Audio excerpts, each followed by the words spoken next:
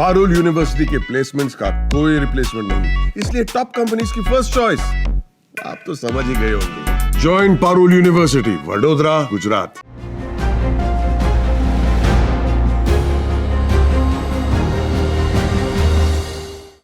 नमस्कार, बिटबंद alliance with नीलू रंजन में आपका स्वागत है। आज हम बात करेंगे जातीय जनगणना की। जी हाँ, कल कैबिनेट की बैठक में जनगणना के साथ साथ जातीय जनगणना भी करवाने का फैसला किया गया।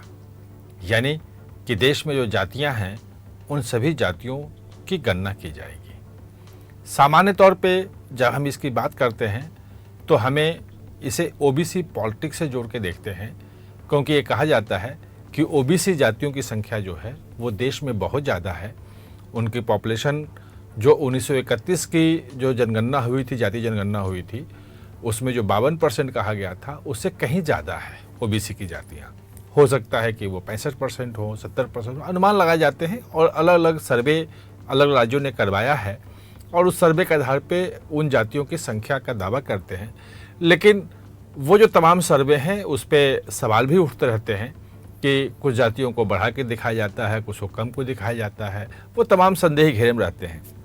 और कल कैबिनेट के बाद सरकार की तरफ से कहा गया कि वो सर्वे के डाटा जो हैं वो कहीं से भी भरोसे लायक नहीं हैं और जनगणना के साथ साथ जातीय जनगणना का जो फैसला है वो क्रेडिबल, बिल्कुल ठोस डाटा, सही डाटा सामने आए जातियों की, इसके लिए है।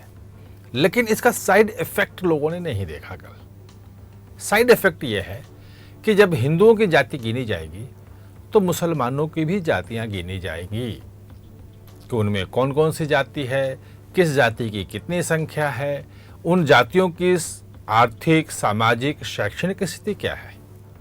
आपको पता है कि जैसे हिंदुओं में जातियां हैं, वो मुसलमानों में बहुत सारी जातियां हैं। वहाँ भी सवर्ण हैं, जिसे अशरफ बोलते हैं, अशराफ, जिसमें मुगल, पठान, शेख, सैयद वो अपने आप को मानते हैं, बहुत ऊंची जाति के मानते हैं। और उसके नीचे पसमंदा हैं जो मेनली ओबीसी की जातियां हैं। और ख़ास तौर पे जो कारीगर जातियां होती थी वो सब जातियां उसमें, जुलाहा और तमाम जातियां उसमें आती हैं। और एक नीचे जो है, जैसे हमारे यहाँ एससी होता है वैसे उनके यहाँ नीचे अछूत जातियां भी हैं जो उसमें सबसे नीचे पायदान में है मुसलमानों में। लेकिन अभी तक जो जनगणना हो रही थी वो मुसलमानों के सिर्फ धर्म के आधार पर हो रही थी कि इतने %, इतनी जनसंख्या जो है वो मुसलमानों की है। और वो जो जनसंख्या एक मुश्त जो आता था वो लगभग 16% जो कहा जाता है, वो एक पूरे मुसलमान को एक वोट बैंक के रूप में इस्तेमाल हो रहा था। और उसमें ये मानते थे कि भाई मुस्लिम वोट बैंक जिसकी तरफ आएगा उसकी सरकार बनेगी। खैर, भाजपा ने उस मिथ को बहुत सारा तोड़ने की कोशिश की, लेकिन फिर भी मुस्लिम वोट बैंक एकजुट वो पूरी राजनीति को किसी भी राज्य में जहां उनकी संख्या ज़्यादा है वहां प्रभावित करने की स्थिति में होती है। आप पश्चिम बंगाल में भी देख चुके हैं, आप बाकी राज्यों में भी देखते रहे हैं कि किस ढंग से मुस्लिम जो है वोट बैंक, वहां सरकार किसकी बनेगी ये तय करता है। लेकिन ये जो नया आया है वो आप समझिए कि ये मुस्लिम वोट बैंक पर सर्जिकल स्ट्राइक की तरह साबित होगा। ये एक बहुत बड़ा और बहुत सोचा समझा कदम है जो मुस्लिम वोट बैंक को छिन्न भिन्न कर देगा, वहाँ भी जातियों के बीच में रहेगा। और वैसे भी पसमंदा मुसलमान जो हैं, जो गरीब तबके के मुसलमान हैं, वो मांग करते रहे हैं कि भाई उनको कहीं से कोई प्रतिनिधित्व नहीं मिल रहा है। पॉलिटिक्स में जो है वो अशरफ मुसलमान अपने आप कहते हैं, वही सब जगह हैं। जो मुस्लिम पर्सनल लॉ बोर्ड में देखेंगे तो एक भी पसमंदा, एक भी गरीब मुसलमान, पिछड़े तबके का मुसलमान नहीं है। 32 जो वक्फ बोर्ड हैं पूरे देश में, उसमें कहीं भी पसमंदा नहीं है। हर जगह जो उच्च जाति के जो मुसलमान हैं वही हैं। जो वक्फ बोर्ड का जो वक्फ संशोधन कानून जो बनाया है भारत सरकार ने, अगर उस कानून को भी आप ध्यान से देखेंगे तो उसमें ये व्यवस्था की गई है कि जो वक्फ बोर्डों का गठन होगा उसमें 2 पसमंदा जो हैं मुसलमान वो मेंबर होंगे। यानी कि पसमानदा मुसलमान को वो चाह रही है सरकार कि वो सामने आए। तो वक्फ संशोधन कानून और दूसरा अब ये जातिवार जनगणना, जातीय जनगणना जो होनी है मुसलमानों के बीच में, ये मुस्लिम पॉलिटिक्स जो है उसमें वही इम्पैक्ट डालेगा जो कभी मंडल कमीशन ने हिंदू पॉलिटिक्स में डाला था।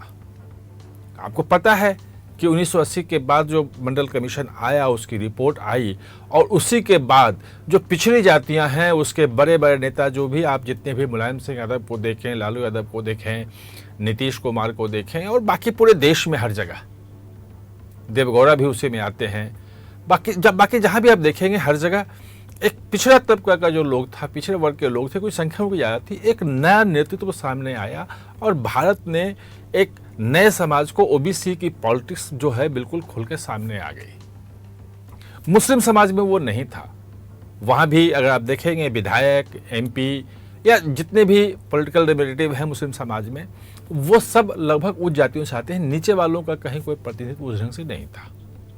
बिहार में कोशिश की थी नीतीश कुमार ने, पसमानदा जो है समाज का अलग से वो बनाने की, करने की, कुछ वोट भी उनको मिलते थे, लेकिन बहुत ज़्यादा सफलता नहीं मिली। और MY समीकरण जो है कि यादव और मुस्लिम समीकरण, वो लगभग एकजुट जो है RJD के साथ रहा।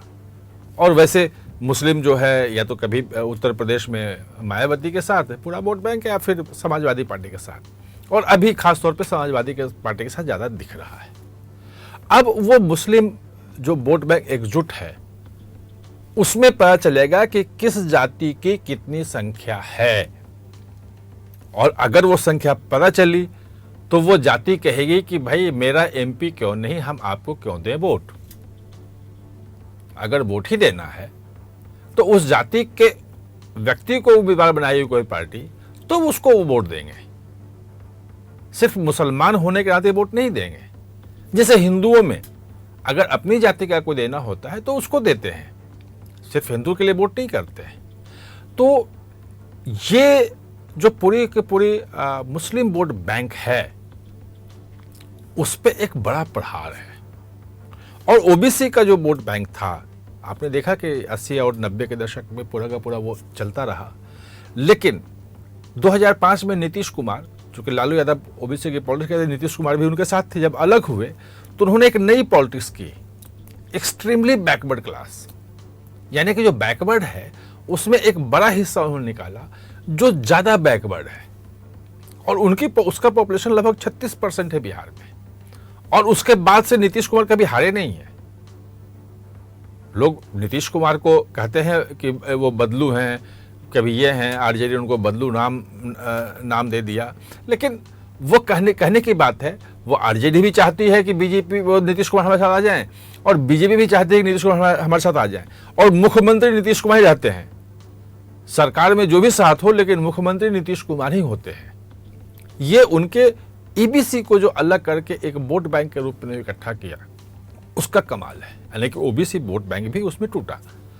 अब अगर मुस्लिम वोट बैंक, जो एक कहा जाता है कि मुस्लिम वोट बैंक है, और उसको एकजुट करने के लिए धार्मिक आधार पर आरक्षण देने की बात होती है कि मुसलमानों को एकजुट हम आरक्षण दे देंगे, जैसे अभी कर्नाटक में हुआ कि भाई हम सरकारी ठेकों में मुस्लिम समाज के लोगों के लिए 4% आरक्षण हमने तय कर दिया कि उनको मिलेगा। अब वो कोई भी मुसलमान हो सकता है। अब जो मुस्लिम समाज में जो उच्च तबका होगा, उसका लाभ तो उसे ही ले पाएगा, नीचे वाले को तो मिलेगा ही नहीं।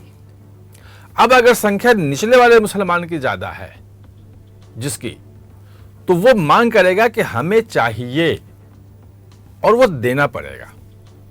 एक और समस्या थी, वो समस्या ये थी कि तमाम राज्य मुस्लिम समाज को जोड़ने की, क्योंकि धर्म के आधार पर आरक्षण देने की इजाजत संविधान नहीं देता है, और जहां जहां इस ढंग से कोशिश हुई है कि धर्म के आधार पर आरक्षण दें, वो चैलेंज हुआ हाई कोर्ट में, सुप्रीम कोर्ट ने, और उसको निरस्त कर दिया हाई कोर्ट, सुप्रीम कोर्ट ने कह दिया कि संविधान में इसकी इजाजत नहीं है।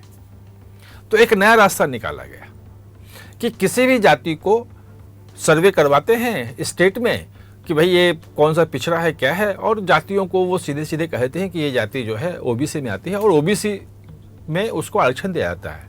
क्योंकि संविधान का अनुच्छेद 15 जो है वो ये कहता है कि सामाजिक, आर्थिक और शैक्षणिक रूप से जो पिछड़े लोग हैं समाज का कोई भी तबका तो उसको आरक्षण दे सकते हैं। तो वो एक सर्वे करवाए कर देते हैं। कई बार तो सर्वे भी नहीं होता है। अभी पश्चिम बंगाल का मामला सामने आया था। वो पश्चिम बंगाल में 75 जातियों को, मुस्लिम जो थे जातियाँ, उनको दे दिया एक मुश्त कि भाई वो ओबीसी में आरक्षण मिलेगा, और वो सुप्रीम कोर्ट में चैलेंज किया गया। तो उसका आधार क्या है, कैसे उसको माना गया पिछड़ा, वो कुछ था ही नहीं। अब पहली बार मुसलमान में भी जो जातियां हैं उसका बिल्कुल सही आंकड़ा होगा, और किस जाति की शैक्षणिक, आर्थिक, सामाजिक स्थिति क्या है वो बिल्कुल आंकड़ा उसका होगा। और अगर वो जाति किसी भी एरिया में, किसी भी क्षेत्र में अगर ज़्यादा बड़ी संख्या में है तो निश्चित रूप से वो अपना अलग से रिप्रेजेंटेशन मांगेगी, उसको उसी हिसाब से रिप्रेजेंटेशन देना पड़ेगा। जो पॉलिटिक्स होगी वो उसी के इर्द गिर्द घूमेगी। तो ये एक बड़ा फैसला है सरकार का, जो मुस्लिम वोट बैंक को कई भागों में बांट सकता है, अलग अलग कर सकता है।